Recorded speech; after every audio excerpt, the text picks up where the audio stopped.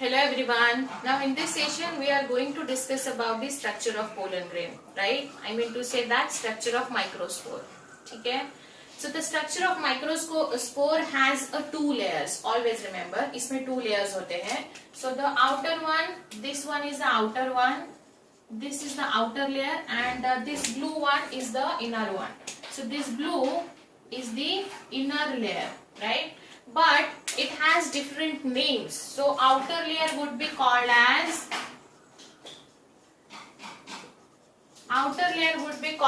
exine, which is made up of sporopollenin. We'll see that the characteristic of sporopollenin.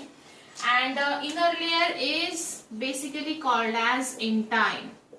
So basically pollen grain spherical होता है, oval होता है, mostly spherical होता है. We'll see its diameter later on. But then this is a structure of pollen grain which is spherical in nature, mostly spherically होता है. It has two layers, outer and inner. Outer layer is called exine, inner is called as intine. And exine also has a one aperture which is in the form of germ pores. So इसके पास germ pores है, तो आप यहाँ देख सकते हो. These are the openings and these are known as germ pore. ये germ pore है, तीन ही germ pore है. हम पढ़ेंगे 3 germ pores and 1 germ pore कौन कौन से dicot and monocot में होता है. Now this is the structure you can see here. This is the structure of nucleus. ये nucleus का structure है. It also has a dense cytoplasm. इसके पास cytoplasm होता है, dense cytoplasm. राइट तो ये स्ट्रक्चर है हमारे पास. This is the structure of pollen grain. जैसे हमने टीएस ऑफ एंथर में पढ़ा था, टीएस ऑफ एंथर में हमने क्या पढ़ा था, स्पोरोजिनस टिश्यू होता है. स्पोरोजिनस टिश्यू जो था दैट वाज 2n, राइट. फिर उसने क्या बनाया, MMC. MMC was also 2n. ठीक है, तो यहां से यहां तक वो माइटोसिस से डिवाइड हो रहा था, यहां से यहां तक माइटोसिस से डिवाइड होगा. But when MMC or microspore mother cell undergo meiotic division will get the pollen grain. ये हमने पढ़ा है. So यहाँ meiosis होगा and meiosis से हमको यहाँ मिलेंगे. Each one should be haploid in nature. Now we have to find out कि वो जो मैंने tetrahedral tetrads बताया था वो हम यहाँ clear करेंगे in the structure of pollen grain. Now ये जब यहाँ बनता है तो ये may be it can be like this. ये ऐसा फॉर्म हो सकता है. This is actually called as tetrahedral tetrads. ये जो 4 सेल्स है, ये 4 cells, this can be into this form. ये ऐसा भी हो सकता है. मतलब यहाँ 3 दिखाई दे रहे हैं, लेकिन उधर साइड एक है जो मैंने यहाँ डॉटेड लाइन में दिखाया है. 3D स्ट्रक्चर रिज्यूम करिए. This is called as tetrahedral tetrad. मतलब 4 सेल्स है, they are clubbing with each other. एक दूसरे के साथ क्लब है and they have form the tetrahedral tetrad structure. So this is called as tet. अभी इसमें और एक पॉसिबिलिटी हो सकती है, वो भी हम पढ़ लेते हैं. सो दूसरी पॉसिबिलिटी ये हो सकती है, may be they can be in the linear pattern. Linear pattern में भी 4 सेल्स अरेंज हो सकती है, right. May be this can be like this also. यहाँ 2 सेल्स बनेगी, फिर नीचे वापस 2 सेल्स बनेगी. ऐसे भी 4 सेल्स हो सकती है. So there are different patterns of forming a pollen grain, right. We already have discussed this one. Sporogenous tissues होते हैं, that should be a 2n. वो sporogenous tissue माइटोसिस से डिवाइड होके खुद की आर्मी बनाएगा. बहुत सारे sporogenous tissues बनेंगे. That should be diploid in nature. And diploid के बाद फिर वो एक एक स्पोरोजिनस टिश्यू आगे आके खुद को एमएमसी रिप्रेजेंट करेगा, माइक्रोस्पोर मदर सेल, और वो भी डिप्लॉयड होना चाहिए. फिर वो आगे आके क्या कर रहा है, वो आगे आके मियोसिस में डिवीजन करेगा. मियोसिस से जब हम डिवीजन करते हैं तो will get the 4 cell, but वो 4 सेल हैप्लॉयड होनी चाहिए, राइट. सो यहाँ हमें 4 सेल्स मिलेंगे, पोलन ग्रेन्स के 4 सेल्स मिलेंगे, लेकिन वो ऐसे सेपरेट नहीं मिलते हैं. इसमें साइटोकाइनेसिस नहीं होता है. They are clubbed with each other. इसके बाद लीनियर है, they can be arrange in the linear pattern. They can also arrange in the linear tetrad. ऐसे पैटर्न में अरेंज हो सकते हैं, right. And over 60% of angiosperm plant would shed their pollen grain in 2 cell stage. लेकिन some of the time what happen, the generative cell divides. generative cell हम अभी पढ़ने वाले हैं आगे. generative cell mitotically divide होती है 2 cells में. these two cells would represent themselves in the form of male gametes, right? So दो मेल गैमेट फॉर्म करती है, इसीलिए हम यहाँ लिख सकते हैं 3 सेल स्टेज में भी बहुत सारे होते हैं, बट 60% 2 सेल स्टेज में होते हैं. सो ये जो है, this is the basic idea of pollen grain. ये पोलन ग्रेन का स्ट्रक्चर है जिसमें हमने अभी पढ़ा outer inner layer, nucleus, cytoplasm, germ port के साथ प्रेजेंट रहेगा. Now here we'll discuss the characteristic of pollen grain, how the pollen grain is made up of, number of layers, and what are the composition of these layers that we have to discuss here. We already have seen the structure, basic structure of pollen grain. Now we'll discuss the characters of pollen grain. Okay. Now the first character of pollen grain is basically in terms of its nucleus, its appearance, and its cellularity. So pollen grain is unicellular, uninucleated. इसका shape oval और spherical होना चाहिए है. But generally the structure of pollen grain is spherical in nature. Generally it is a spherical in nature, which is about 22 micrometer in diameter. So this is a very important point when it comes to the pollen grain. आपको उसका diameter भी याद रखना पड़ेगा. Next would be, it has basically the 2 layers. The pollen grain has a wall and the wall is made up of 2 layers. और वो जो दोनों layer मिला के वो जो structure बनेगा, this is called as sporoderm. So it has a prominent 2-layer wall structure which is called as sporoderm. जो बाहर का रहेगा which is called as exine. So generally हम outer and inner बोलते हैं, but यहाँ हम समझेंगे exine जो बाहर का रहेगा. The outer layer is a thick, highly resistant, hard is called exine. So आपको इसके कैरेक्टरिस्टिक याद रखने पड़ेंगे.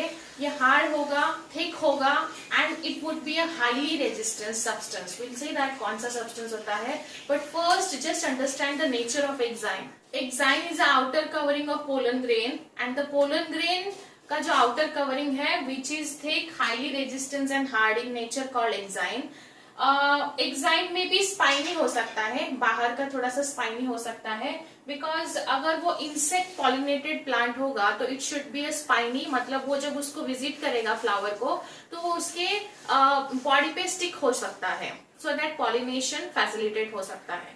And if it is a wind pollinated plant, then it would not require a spiny, you can say, pollen grain. वो normal भी smooth रहा तो भी विंड से पॉलिनेट हो सकता है.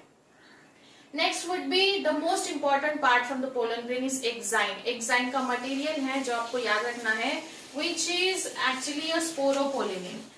Pollen grain is made up of exine जो कि outer layer है, and the exine is made up of sporopollenin जो कि उसको resistance provide करता है, biological, physical decomposition से बचाता है. तो कैसे प्रोटेक्शन करता है इसको, बायोलॉजिकल और फिजिकल डिकम्पोजिशन से बचाता है. फिजिकल डिकम्पोजिशन से उसको प्रोटेक्ट करेगा. It can withstand a high temperature. ये बहुत ज्यादा टेम्परेचर में भी सर्वाइव कर सकता है, even strong acid and alkali में भी सर्वाइव कर सकता है. सो पोलन ग्रेन कहीं अगर शेड हो जाता है तो जरूरी नहीं है उसको उसकी सर्वाइवल या फेवरेबल कंडीशन तुरंत मिल जाएगी. सो वो फेवरेबल कंडीशन तक वहां रह सकता है, सर्वाइव कर सकता है because of this exine, right. No enzyme can degrade a sporopollenin, मतलब स्पोरोपोलिनिन को कोई डिग्रेड नहीं कर सकता है, ना ही हाई टेम्परेचर, एसिड, अल्कली, कोई एंजाइम भी डिग्रेड नहीं कर सकता है. सो ये उसका एक बहुत बड़ा शील्ड है for the made of protection. Next is pollen grain. Exine is pollen grain के पास एपर्चर्स होते हैं, like it has to form a pollen tube. Will see that how the pollen tube formation would be takes place. लेकिन उसको pollen tube भी form होना पड़ेगा, लेकिन वो इतना स्ट्रांग है तो इसीलिए नेचर ने उसके पास ऐसे एपर्चर दिए हैं, and apertures are known as germ pores. Germ pores मतलब आपको याद रखना है, पोलन ग्रेन के वहां छोटे छोटे पोर्स रहेंगे, वहां से पोलन ट्यूब फॉर्म होगा. जर्म पोर जहां जहां रहेगा वहां स्पोरोपोलिनिन एब्सेंट रहेगा. सो आपको यहाँ एक चीज याद रखनी है, germ pores monocot and dicot में अलग अलग नेचर में होते हैं, right. So will see that germ pore जो होता है basically it has a uniporate होता है, और दूसरा होता है ट्राइपोरेट. So the germ pore has its own type. First is uniporate and next would be a triporate. Uniporate, uni means one and pore means pores होने चाहिए, hole होना चाहिए एक, और tri means 3 होने चाहिए. So generally uniporate जो है ये dicots में होते हैं. So you have to understand uniporate generally observe in case of dicots and triporate जो होता है वो monocots में generally it would be seen in case of monocots. So exine बहुत important है. exine के साथ साथ germ pore भी important है. germ pore जहां रहेगा वहां स्पोरोपोलिन एब्सेंट रहेगा. germ pore में यूनिपोरेट एंड ट्राइपोरेट ऐसी कंडीशंस होती है रिस्पेक्टिव डाइकॉट एंड मोनोकॉट में. Next to the exine there would be an inner layer which is called as intine. So intine would be an inner layer of pollen grain and intine is also made up of cellulose and pectose. So inner thin जो membrane होगा, जो layer होगा pollen grain का वो thin होना चाहिए और inner wall को intine बोला जाता है. It is a continuous layer made up of cellulose and pectin. ये कैसे बनेगा? Cellulose and pectin से बना हुआ है. So basically pollen grain has inner and outer layer and germ pores also.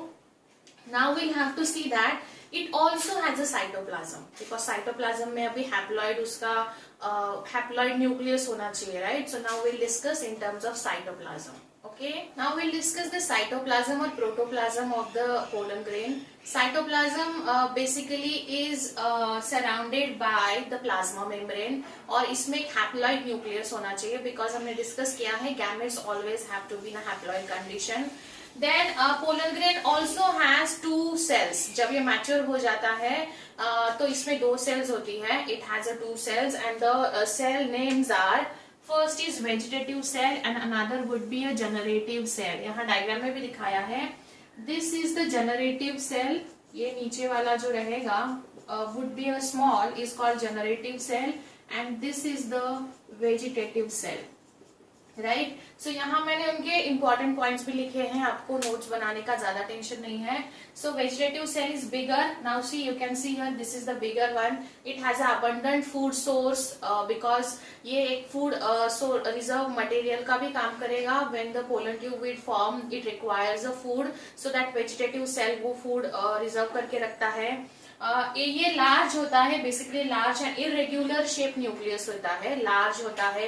उसने बहुत बड़ा एरिया पोलन ग्रेन का ऑक्यूपाई किया है. आप यहाँ देख सकते हो ये पूरा जो है this is the part which is basically of the vegetative cell और ये छोटा सा नीचे वाला पार्ट है which has a generative cell. Next would be generative cell. Second cell जो कि स्मॉल होता है आप वहां देख सकते हो. This is a small in nature and it floats in the cytoplasm of vegetative cell. मतलब वो वेजिटेटिव सेल के साइटोप्लाज्म में ही फ्लोट करता है. ये स्पिंडल शेप होता है and it has a dense cytoplasm. मतलब आप देख सकते हो लाइक उसका शेप आप ऐसे भी ड्रॉ कर सकते हो. So this is a spindle shape and it has a dense cytoplasm and nucleus. So इसके पास न्यूक्लियस होता है, right. So now I mean to say that nucleus जो है ये जनरेटिव सेल के पास होता है एंड आगे जाके वो पोलन ट्यूब फॉर्म करेगा. तब ये nucleus as a male gamete आगे जाएगा एंड फर्टिलाइजेशन ऑकर करेगा. So this is the 2 cells occur in the pollen grain. Okay. Now we'll discuss certain important features of the pollen grain. Pollen grain can also be used as a food supplement and ये बहुत ज्यादा nutrient rich होता है इसलिए food supplement में use किया जाता है और food supplement as a tablet and syrups के फॉर्म में किया जाएगा. So pollen grain can be used in the form of tablet and syrups for the food supplement because it's a rich in nutrient. Next would be ये जो nutrient है ये consumption of pollen grain syrup और tablet claim करता है कि ये performance increase करता है in athletes and race horses में.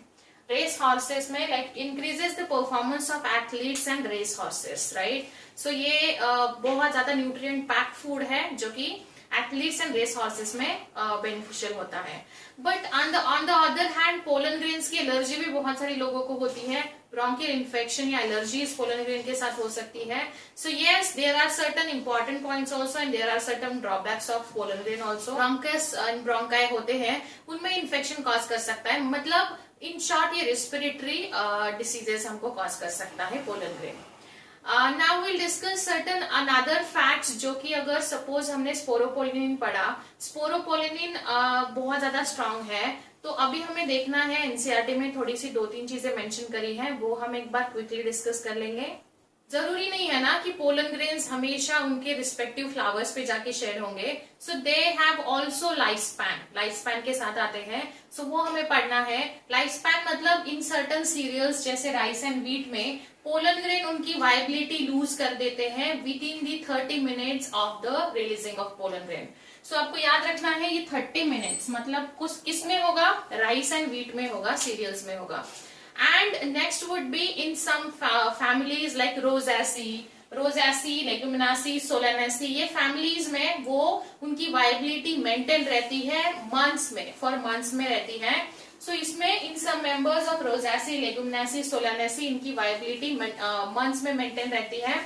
See, अगर कोई पोलन ग्रेन शेड होके फ्लावर पे नहीं गिरेगा, इधर उधर समवेयर मिसप्लेस होके गिर जाएगा नीचे, या फिर कहीं सपोज लीफ पे गिर रहा है या कहीं अदर देन फ्लोरल पार्ट्स पे गिर रहा है, तो इसकी वायबिलिटी जो है मतलब स्टिल उसमें कैपेबिलिटी है रिप्रोडक्शन ऑकर करने की। सो वो अलग अलग स्पीसीज में अलग अलग होती है, लेकिन एनसीईआरटी में ये 2 चीजें दी है और दोनों पे भी क्वेश्चंस पूछे जा चुके हैं। सो ये इंपॉर्टेंट मार्क करके रखिए एनसीईआरटी में।